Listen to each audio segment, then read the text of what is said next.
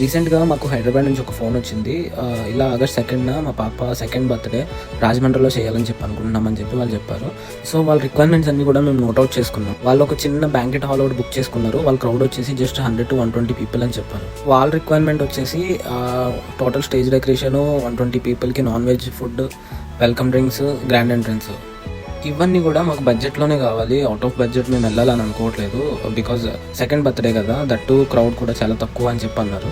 So ఒక event manager అనేసరికి వాళ్ళ రిక్వైర్మెంట్స్ తీసుకుని ఎంత అవుతుంది ఏంటని చెప్పి ఈవెంట్ చేయడమే కాదు, సో వాళ్ళ బడ్జెట్ని కూడా మనం బేస్ చేసుకుని బడ్జెట్ మేనేజ్మెంట్ అనేది కూడా రావాలన్నమాట. సో ఈ బర్త్డే ఈవెంట్ అంతా వాళ్ళకి జస్ట్ 75,000కి చేయడం జరిగిందనమాట. ఇందులో వాళ్ళకి మేము stage decoration coco Milan theme ఇచ్చాము, welcome drink 2 type of mocktails ఇచ్చాము, ఫుడ్ వచ్చి double ka meetha sweet, chicken lollipop, chicken dum biryani, mutton curry, prawns fry, రోటీ, మేథీ చమాన్ కర్రీ, రైస్, సాంబార్, పప్పు, curd, cut bajji, papad, water bottles and కిల్లీ.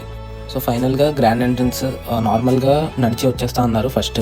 ఆ తర్వాత అప్పటికప్పుడు మమ్మల్ని కార్ కూడా ఒకటి ప్రొవైడ్ చేయమని చెప్పుకుంటే మార్నింగే మేము వెళ్ళి వాళ్ళ కోసం ఒక కార్ అనేది కూడా అరేంజ్ చేసాం అనమాట. సో ఇవన్నీ కలిపి కేవలం 75,000లోనే మనం ప్రొవైడ్ చేయడం జరిగింది.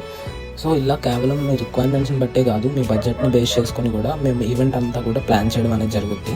సో మీకు ఎవరికైనా కూడా ఇలాంటి స్మాల్ కిటీ పార్టీస్ ఉన్నా, లేదంటే పెద్ద ఈవెంట్స్ ఉన్నా కూడా మీరు మమ్మల్ని కాంటాక్ట్ చేయొచ్చు.